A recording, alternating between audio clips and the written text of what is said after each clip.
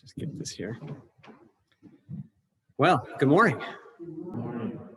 Seems a fall is upon us. A bit cold and rainy and dark, but still quite a few people here. It's good. So in this season, Jen has been speaking a lot about the theme of gratitude. So I'd like to speak about something that may sound not related to gratitude, but is in fact very directly related. I wanted to call this talk Freeing the Real from the Unreal.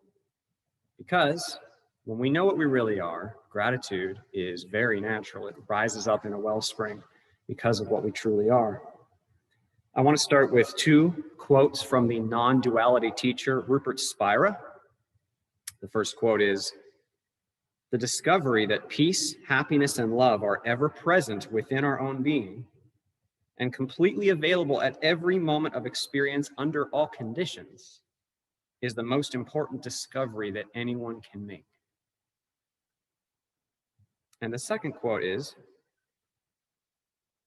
"Give your attention to the experience of seeing rather than to the object seen, and you will find yourself everywhere." Now, we have grown up in a world of things, a world of places and people and events and linear time. That is the nature of being human. When we come to be human, we agree to be bound somewhat. I don't quite like the word bound because we're not truly bound, but it seems like we're bound into this experience of linear time and discrete location and physicality and all the things that go along with being biological and having a body. And as we grow up in that environment, we are taught certain things. We discover certain things through our experience as young children and then as we grow into adulthood. And we really do believe that we are our name, and we are our race, and we are our sex, and we are our nationality, and our work, and our jobs, and our relationships, and the things we have to do, and the aches and pains that we feel every day. We really believe we are those things. That is the very nature of being human. That is to have an experience that is so dense, and so in your face, and so consistent, and to be veiled from who we truly are while we're here, that seems like all there is. We really believe all the forms of our lives, form being the word that means distinction, the objects, the thoughts, the places, the things. So I'm going to use the word form. When I speak to form, I'm speaking about the distinctions that we think make up reality. But what we really are is, well, actually, it's not speakable. What we truly are is beyond a word, but we have some words we can try. One is consciousness itself, that which is seeing, that which is knowing, or beingness, awareness, aliveness, spirit. These are just words, but they point to that which is truly real. That which is truly real is that which knows these experiences of form. That which knows it is that life, that awareness, that consciousness. You, in fact, the you that is listening right now is the aliveness. That aliveness that we are, again, it's beyond words, but we might say that aliveness is already, always, of love, peace, joy, and freedom. Love, peace, joy, and freedom are our true nature. They are what we are.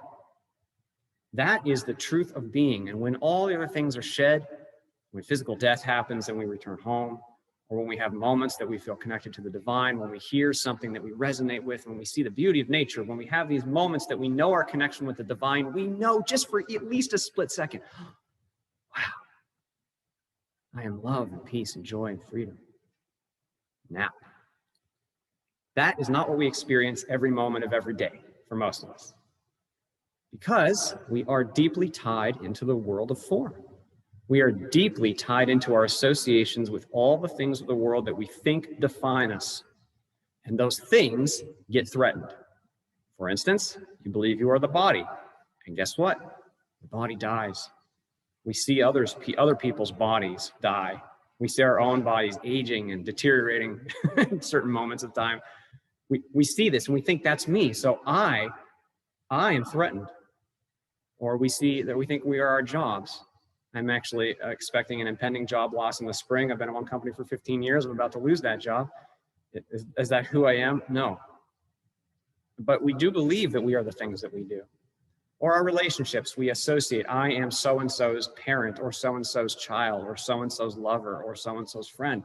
And then that person rejects us or goes off on their own or insults us or something. And now that identity that we thought was us, that feels challenged and threatened. Who am I if I am not this person's parent or this child or this lover or this friend? Who am I? We don't always feel the true boundlessness of what we are, because we have, by buying into the associations, we have taken a step into the illusion of separation. Now, it's a real experience. The experience of separation is real. We're having a real experience right now. But it's also not fundamentally real. It is, in a sense, a dream, a very real experience of a non-real dream. And the dream of the world of form and our association with it can cause a lot of pain, because then we think we're not full of power, we're not loving, we're not full of freedom. Now we think, I only am powerful if I can do this. I'm only loved if this person loves me in the certain way that I want. I'm only free if I can make this choice, and I can't. We define ourselves in that way, and we buy into these self-perceptions that do not align with the enduring truth of who we really are. So we are either consciously or unconsciously, and largely it's unconscious, not conscious decision, because we get trapped in these repetitive motions of thought. But one way or the other, we are grasping onto the straws of things, places, and the big one, thoughts. We're constantly grasping onto them. What's the next thought? What's the next thing I can do that'll make me feel better? What's the next thing I need to do? What will feel better now? What's the next thing? Next, always grabbing. That is the nature of the separate self. So this thing that I'm speaking about, our true nature that transcends that, it cannot be understood by the thinking mind, because the thinking human portion of us works in form. It works in thought. So if I say something about this, all you can do is think about it if you're using thought, which doesn't get us very far, because it's just referring to itself. I am trying to refer to something that is beyond and beneath that thought. So it's okay if you don't feel like you understand this idea. It's not really an idea that can be understood. All I can do is point to that which is underneath thought.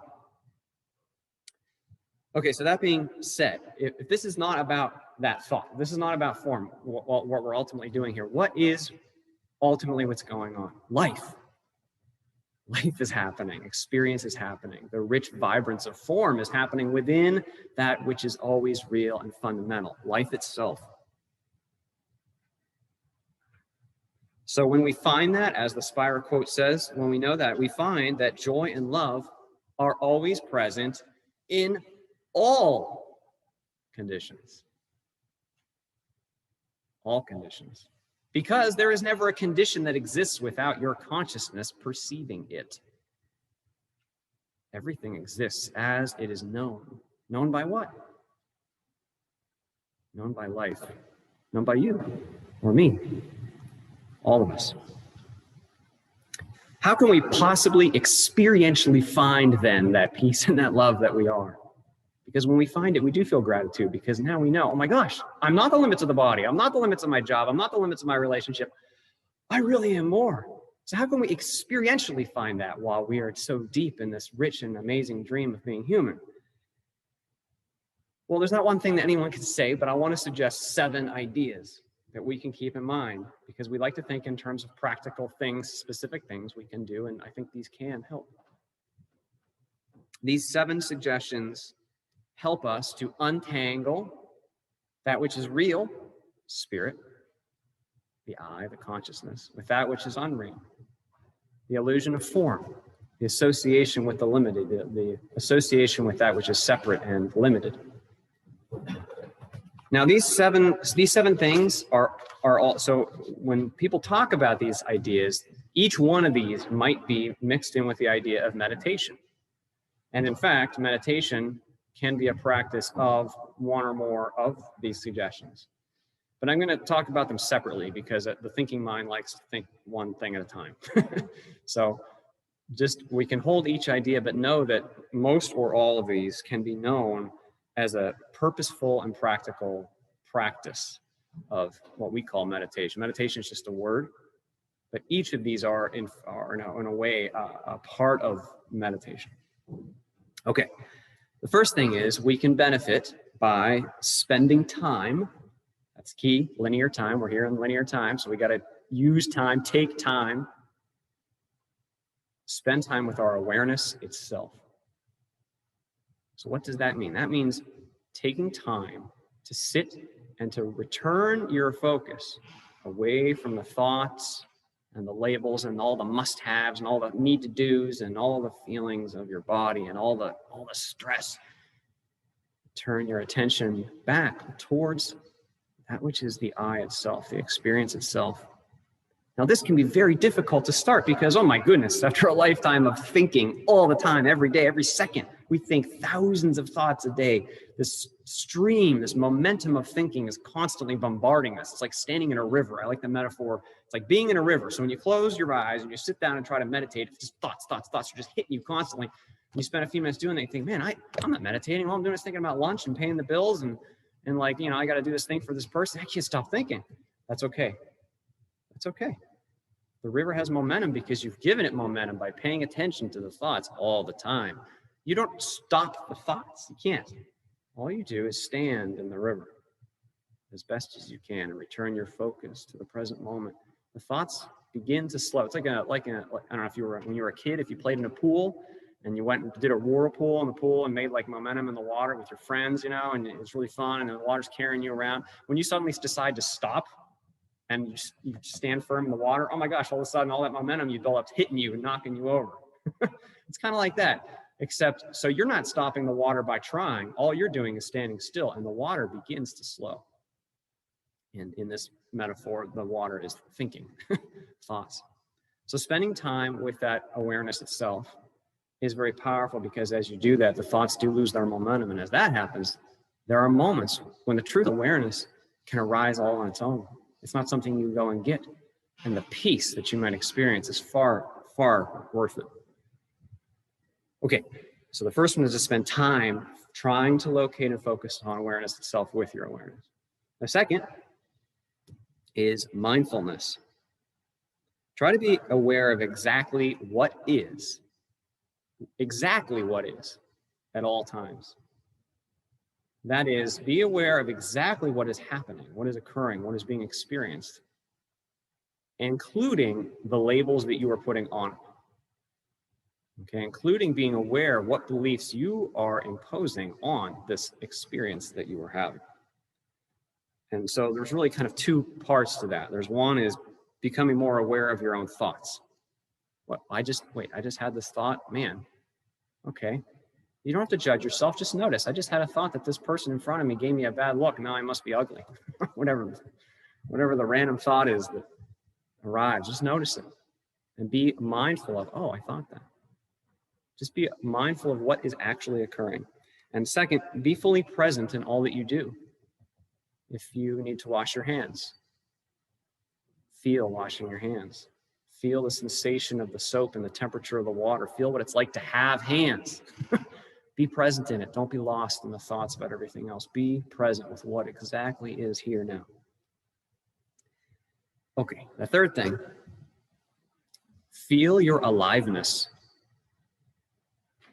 What do I mean by that? If you take, and sometimes we do this as a very simple meditation exercise, but if you try to feel like if you close your eyes and you feel your hand, how do you know you have a hand if nothing's touching it, nothing's happening to it? If you notice, you can feel that there is aliveness in your hand. That aliveness is you. It's not specifically the form, the definition of the hand, the temperature. It's the living presence that knows a hand. It's always there. So if you spend time feeling that in your body, that bodily aliveness is not just physical. It feels very physical because we come to associate the aliveness with a physical, dense biological body. But that aliveness, that body of aliveness, that is what you really are. So allow yourself to dwell in and just feel the aliveness. You don't have to label it. You don't have to think, oh, I'm old, I can't feel that, or oh, I'm fat. Oh, no, the feeling of aliveness doesn't need any of that. It doesn't care about any of that. It's just alive. So allow yourself to feel that and to spend time in that. Okay, the fourth is being willing to be shown what is really real. And what I mean is allow spirit to show you what is really going on, even if you don't like it, or even if it's something you don't want to face, even if it's something you're afraid of, or even if it's something that contradicts your own beliefs. Even if it is not aligned with your current expectation or beliefs, choose to be brave enough to see clearly. When you're ready, when you're actually ready, you will be shown. Spirit is working on this every day. And number 5, similarly, be willing to feel. Do not resist the feelings that arise. If you feel something, you feel it. If you feel it, you feel it. Many of us are trained to ignore our own feelings or to try to maybe put new feelings on top of old feelings. Just acknowledge, I feel this way. Allow yourself to feel it. And if something is scary to you, especially then, when you feel fear, what feeling rises up in you? Don't be afraid of the feeling. It won't kill you. Facing fear requires feeling, and you need to be willing to feel. Okay, number 6, watch your own choices and behavior and be willing to see your own motivations clearly. And then when you make a choice, or when you treat someone next to you a certain way, or when you're grumpy about something, try to be honest with yourself. Why do I feel that way? Why am I choosing that? Just be willing to basically be willing to see your own imperfect motivations. It's okay. That takes a lot of bravery, and that is a very powerful thing to do. And number 7, have fun. Have fun. Our true nature is of joy and fun. There's a great Seth quote I love. On one hand, you take life too seriously. On the other hand, you do not take play seriously enough. I love that quote. I think about that often because we go about our lives and we're being so serious, and we got to make sure that we do the right thing and vote for the right person, and we got to do our work, and we got to make sure we pay those bills, and man, it's raining outside, I got to get my umbrella or I'm going to get wet, whatever. We take it so seriously. The Spirit is full of joy and playfulness. Those who interact with Spirit, in fact, mediums or those who are practiced at having experience with that interaction, they know it's always fun and joy, and everything's like, not a joke, but everything's kind of like a big happy, like it's constant, everything is just full of layers of humor. And that's because fun. And that's because fun is really what we love to do. We love to have fun. Is fun because we love fun. I don't know how else to put it. When we play with form, like if you see 2 dogs and they just met each other and they start playing and they're rolling around, they're not thinking about who they are or what they're allowed to do, what they're not. They're just having fun. Kids do that too. They don't have all the labels yet, so they just want to have fun. They have fun with everything. You give them a cardboard box. It's the most fun thing in the world because the Spirit loves having fun and working with form. Any form. Doesn't matter the form. Everything can be fun because fun is really what we are. Okay. So if we keep those 7 things in mind, we tend to untangle our real selves, our joyful selves, from our association with form. And as we do that, this serious suffering that seems to plague us every day, all of a sudden it just isn't there. Well, why? Did we go solve our suffering? No. We're just seeing clearer. Our experience is more reflective of what we really are. There's a Rumi quote. I believe I read this last time, but I'll just bring it up again because I really think it summarizes this well, and I think it's worth hearing. I wish everybody could hear this and know this. You spend your lives going from room to room looking for the diamond necklace, hunting for the diamond necklace that is already around your neck. That is, we spend all of our lives trying to find the thing that's going to satisfy us. The food, the activity, the relationship, the state of being, the health, whatever it is. We're always searching. If I just would get this, I'd be happy. And it might work for a little bit. Might have a few brief moments of moderate happiness. True joy and true happiness needs none of those things. It is what we already are. You cannot lose what you already are because you are spirit. You are connected to God and to the source. You're connected to all things. We're connected to each other. That connection, that love, that power is what we really are. And it never, ever, ever goes away. That is the ultimate gratitude, right? Because if you know that, all thanks and all joy is in that. And I believe that is why so many times when we depict the heavens, we depict angelic choirs and those singing Alleluia, holy, holy, holy in the highest, praise be to your name forever, because we know the truth in our being. The truth of unconditional love. Grace is the Christian term. Love that is always given, freedom and power that is always given, that we cannot earn. It's just given by the love of source. It's powerful stuff. And now I'm going to say a brief prayer.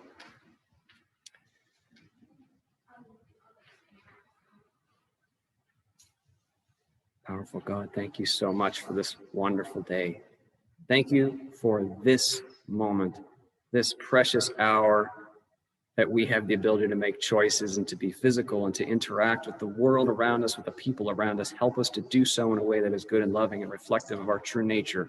Help us to see past our egos and our fears, that we might be there for each other, that we might hear your Spirit's calling, and that we might grow in love. Help us to face our own failings and to heal the world through every action that we can, including our working on ourselves. And we give you thanks for all the things of our lives, both physical and the bountiful non-physical. Thank you for our friends and family. Thank you for our non-physical friends and family, many of whom we do not remember at this time. Thank you for all the goodness in our lives every day. And thank you for your love. Amen.